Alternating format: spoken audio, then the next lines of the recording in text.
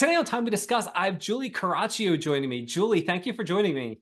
Hey, I'm excited to be here. Thanks for having me. Julie, when I first came across your site, my initial thought was that you only helped people with physical clutter, that maybe you help people implement various methods like Project 333 or the 12-12-12 method or something like that.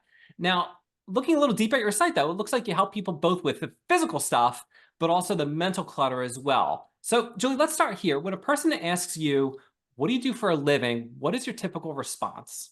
That I support people in decluttering their life. It's Their life. way more than the physical stuff. And then the conversation kind of takes off from there because most people are like, huh, what? When someone first approaches you and they realize what you do, they actually get the grasp on you and they say, you know what, Julie, I want you to help me with this. What does that typically look like? How do things kind of get started with you and a new client? What I do is I have a little assessment that I give people because I like to hit the ground running. So I have an idea, depending on what they answer on the questions, where we begin. And as I've mentioned, I really look at things holistically. So someone's homework, like we would have homework in between sessions, might be like, say no to what you don't want to do this week, or put a boundary somewhere else. And so it's so much more than just the physical clutter. So it's really individualized depending on what the person needs to declutter. Now, what kind of trends are you seeing? What are people really having the most struggles with? Is it work-life balance? Is it the inability to say no to people? What are you seeing as a trend? Great question. I've never been asked that. That's really exciting. I would say for most people, they're simply overwhelmed or they're stuck. They know, you know what?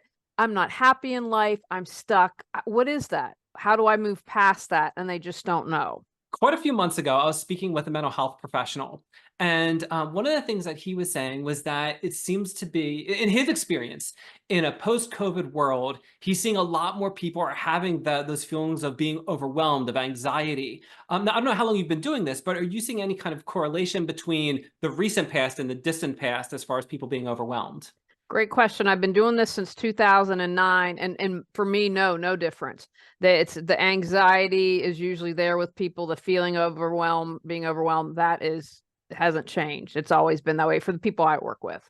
Okay. Now, what about different age demographics? Do you find that you typically are working with people that are middle-aged, young adult, late adult? What's that typically look like for you? Middle age to older. So a lot of the older people, downsizing is one thing, right? If they're going from a big house to a small house to assisted living.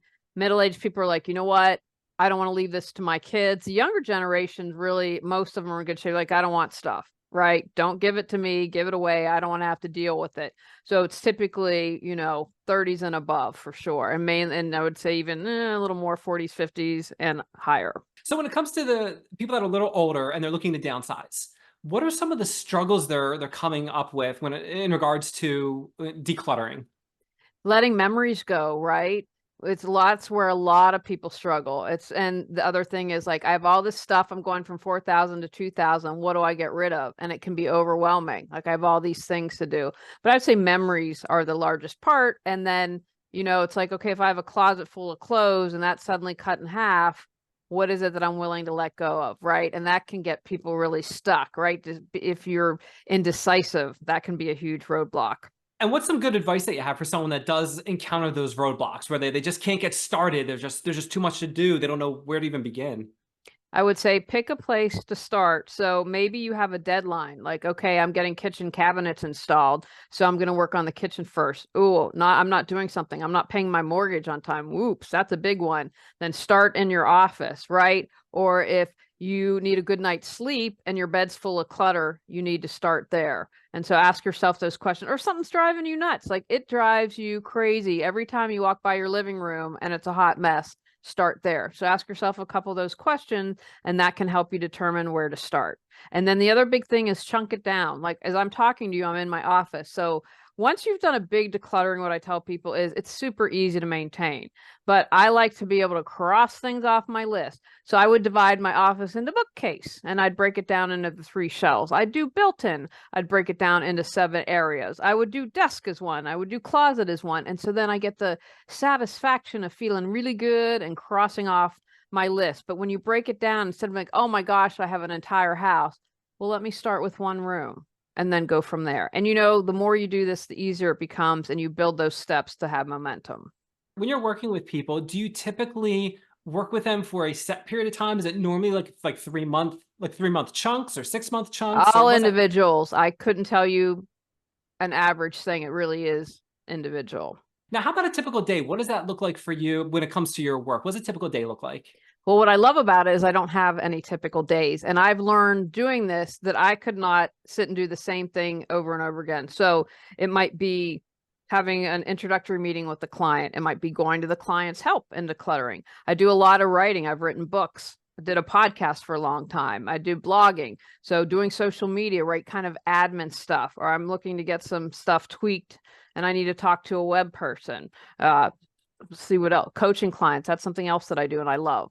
So doing that, I'm doing public speaking. So writing people and saying, hey, do you need a public speaker? So it really depends. What I've learned as I've gotten older and I'm wanting to phase out of doing the physical stuff, because if you haven't decluttered a house in a 30 years, that's a lot of work. And the older I get, I want to do that. And so it's about making sure I don't do more than two people, like one client physically a day, because I tend to work in 4-hour blocks. Do you have some kind of business background? Did you go to school for business? No. Okay, so let's talk about your education. How has that factored into what you do, helped, hindered, or no effect? Well, how's your education helped? My traditional education helped because it taught me how to write and it taught me how to organize in some sense, like organizing my thoughts. So I believe that that translates. I would say life has taught me more than my education, meaning I'm very into personal development. And so all of those, when I read a book or I interview someone or I take a class, that has helped me learn tools to support my clients. So kind of life has been more influential than the Okay. BA. So when you first started doing this, what were you doing before this? How did your previous life transition you into doing what you do? So I was a director of development. So I worked for a nonprofit, did a lot of grant writing. So the writing skills definitely, because at the time I wrote my website, wrote my own assessment. So anything writing I did. So that really helped me with that. And then there's a great resource for people called SCORE. Are you familiar with that? I've heard of it off the top of my head. I couldn't tell you what it stands for. So retired people offer free business advice. And so I'll never forget, I was living in Raleigh, North Carolina, and they were like, you want to do what? People will pay you for that. I'm like, dudes, there are like 10 people in the area doing this. And it was really cute just because they were older. And I get it why I'd be kind of crazy for them and be like, people do this for a living.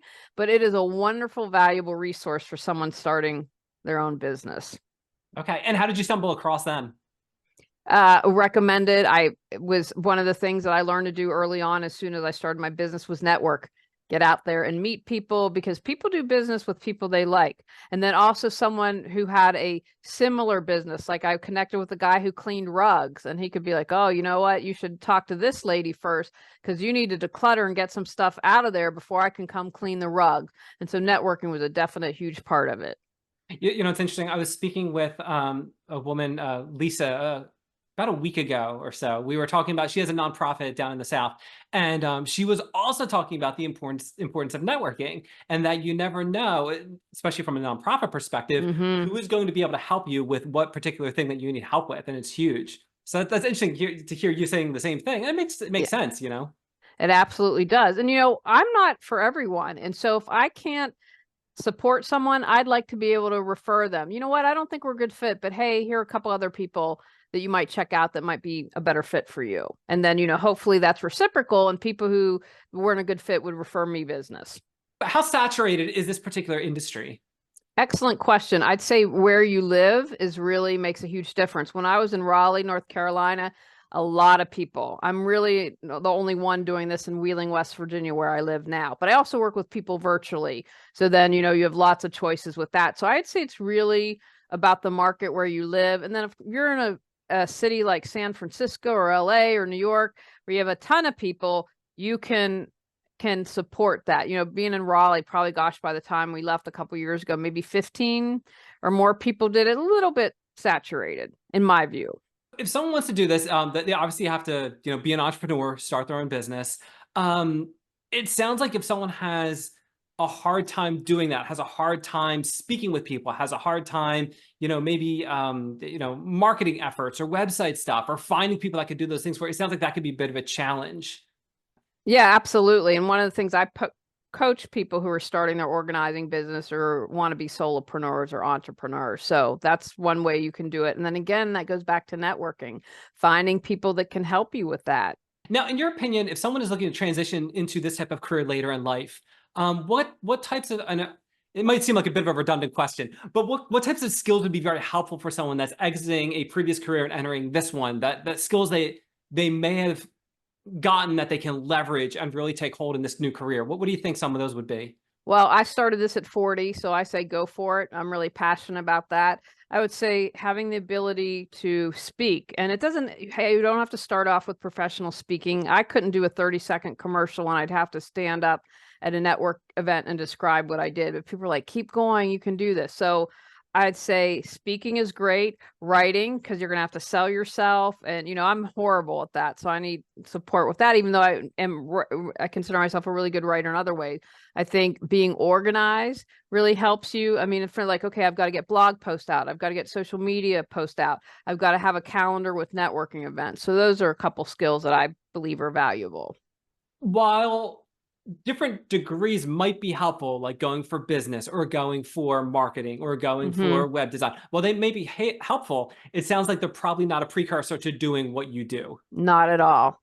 Okay, so before you talked about working with people in real life and also working with people virtually, for you, how does that break down? Are most of your people virtual or most of your people in person? Is it a healthy mix? What does that look like for you? Right now, it's mostly virtual, and that's kind of by choice. Again, as I've talked about, you know what? I want to transition from doing all the physical labor and work myself. It's easier for me to talk to you while you're decluttering your closet and ask you the questions and help you figure out what you need to do. And I like it like that. And what happened obviously with COVID, I stopped working and I know some people worked through COVID. I didn't. I was like, I'm not taking any chances for myself or anyone else. And so it's kind of has stayed mainly like that, which I appreciate. Then the other thing was moving. It wasn't a part of my plan to move back home to West Virginia where I live. And so I was like, you know what? You've got to keep this up some way. And so virtually works the best for me. Before you talked about working with SCORE, and you talked about their reaction when you told them what you wanted to accomplish. What was it like when you talked to your friends and family when you said that, I'm going to start my own business and this is what I'm going to do? What was the reaction like there? Well, my younger brother has his own business and it started a few years before I did. So I think that kind of smoothed the path, so to speak, with my family. And my friends were very supportive. I was very fortunate. They were like, go for it. And so I had a lot of support. And if your friends and family aren't supportive, then you find people that are, because I think that is so important. Because if you have people saying you can't do this and telling you all the things that'll go wrong, bye bye, and find people that'll support you. I absolutely love that. Be the people that or be with the people that support you, and the other Yeah. people just. Yeah. So I'd like to ask this question a lot to people that have started their own business. I am very interested in the story going from full-time employment to entrepreneur. So what was that transition like for you? Did you leave your the nonprofit organization to continue to work for yourself? Was it a healthy blend, and then you kind of pulled away? What was your journey like there? That's a really important question, I think, for people listening. So I was prepared. So what happened was living in Los Angeles, decided to move to Raleigh, and then worked with someone and they were under federal investigation and went bust. And so then it was a crazy time. And then I found this job and I knew within 2 weeks, I'm like, this is craziest. This is the nuttiest job, the worst job I've ever been in. But I'm grateful for them every single day because if they hadn't been so awful, I wouldn't have had the courage to start my own business because my feeling was it can't be worse than this, right? And so since I figured that out pretty on, I'm like, you have to prepare for this. Don't just quit. So got a website, decided the name of business, registered the business, blah, blah, blah, blah, blah. So by the time I quit, so I probably spent 10 months preparing. And so by the time that I quit, then I was full time. Now I have to say that there are people out there that are going to say, I think you can have a mix. Should I have had maybe a better business plan? Probably.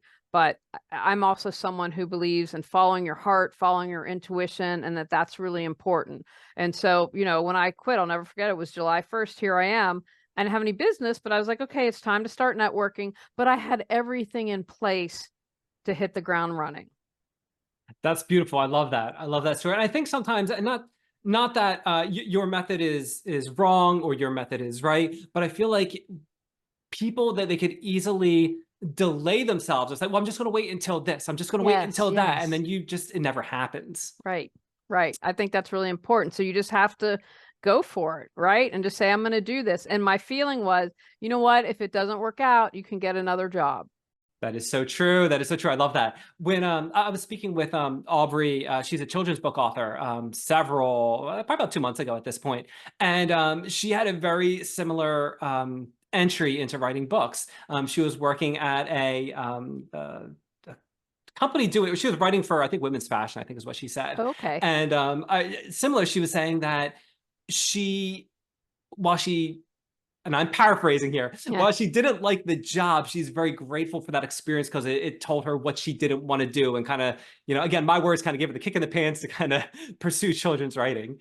Absolutely. Again, like I'm grateful because I'm really happy. Like I used to be deathly afraid of public speaking and now I get paid to speak, right? It's about going out on that limb and being courageous and just going for it. And that's why having that supportive system is so important. You know what? I'm going to go do my first paid speaking engagement. You know what? You're fake it till you make it. You're going to do it. You're great. You've got this. It's something you're passionate about.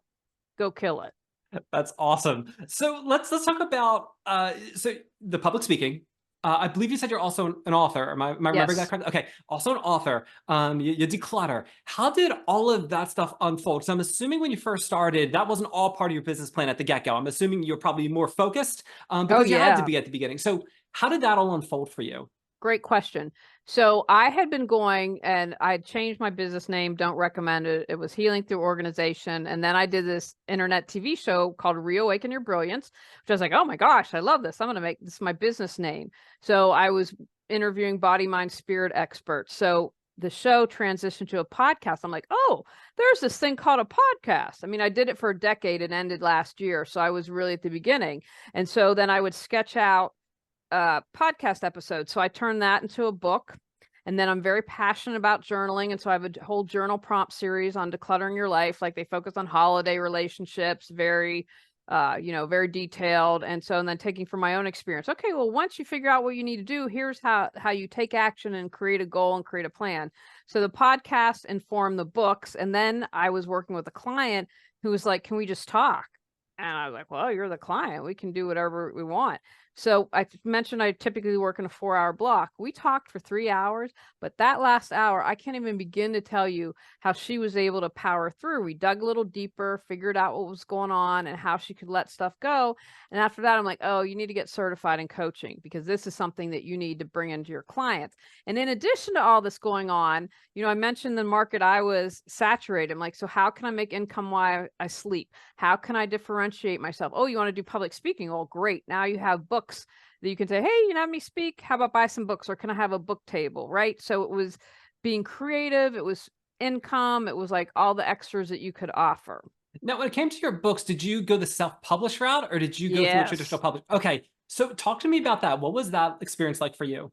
I'm really glad I did. I tried the query letter. It didn't work. It is what it is. But what I did right, I did a workshop recently. I'm like, oh, you've done a lot of things right. I hired someone to design my covers. So they're professionally done. They were edited for grammar and content. Like, does this make sense? And so I think those were the two most important things that I did. And then I get decent SEO. I'm on Amazon. Would I prefer not to be on Amazon? Absolutely. But Amazon also opens me up to a new market of people. But I'm thrilled that I did the self-published route. I think that there are so many options today that if you can't get a traditional publisher, that you can do it yourself.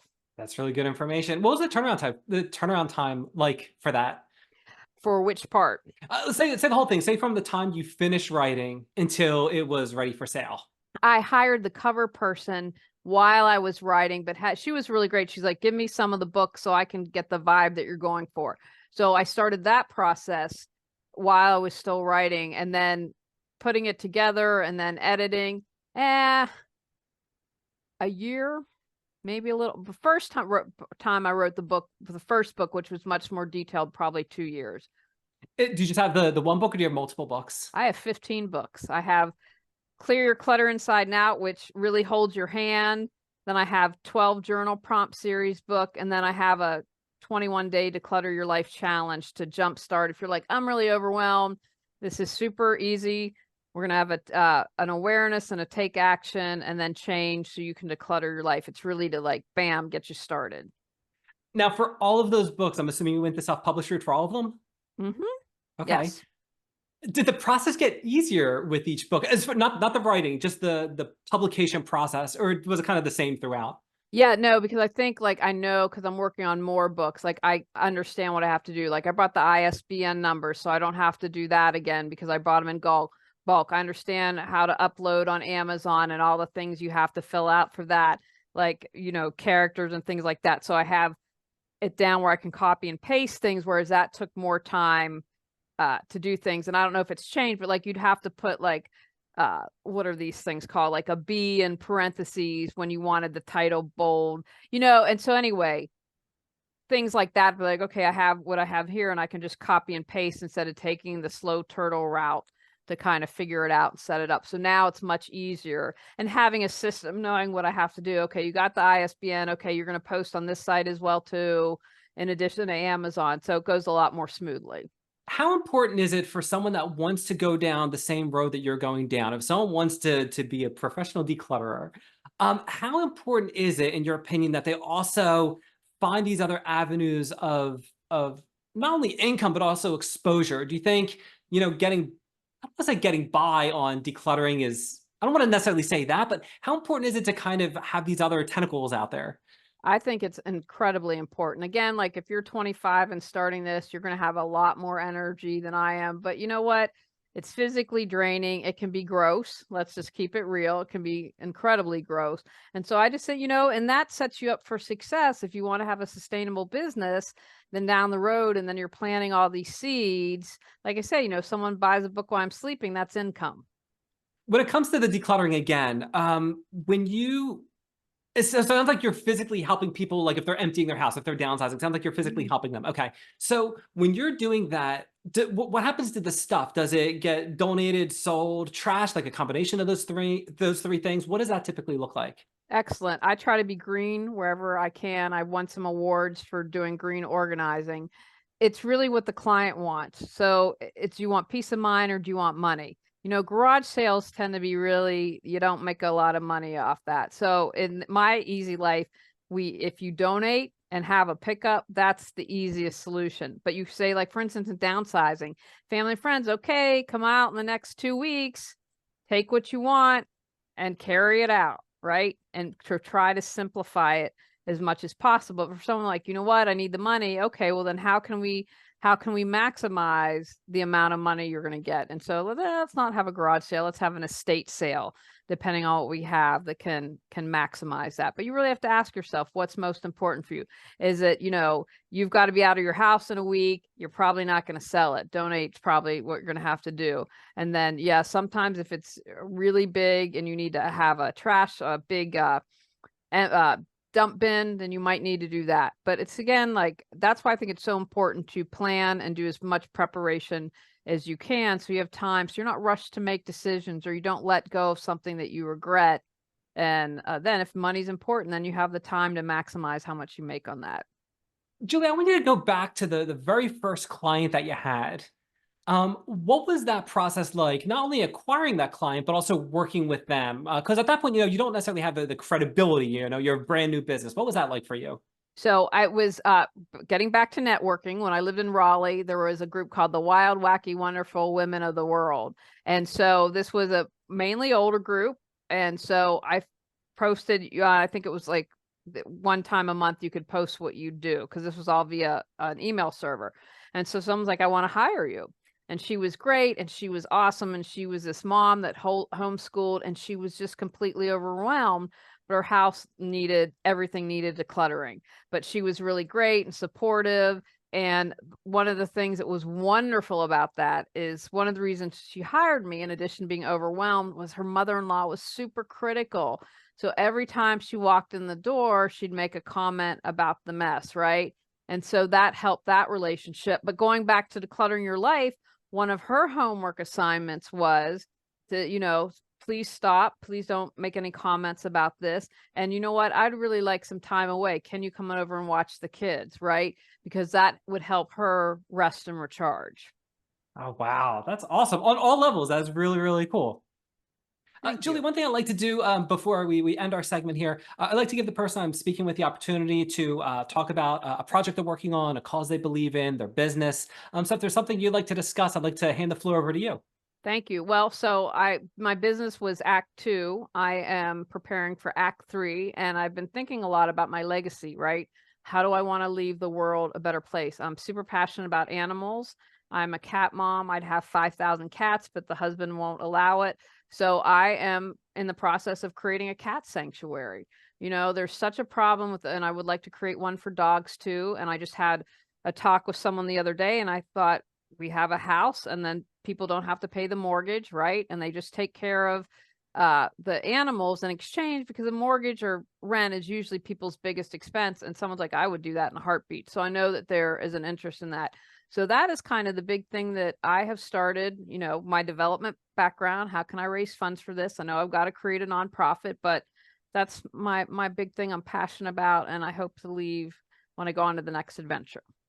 Julie, that's a very noble cause, a very noble pursuit. I'll make sure that I get any links from you. I'll put them in the show notes. If you have any kind of donate button or anything like that, I'll add that as well. So if people would like to contribute, they can help the cats as well. Julie, Thank you so much.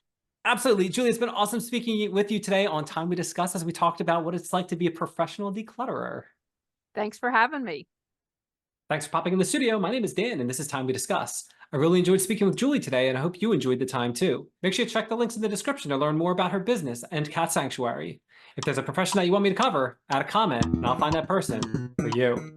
Don't forget to like, share, and subscribe. That'll do it. See you next time on Time We Discuss.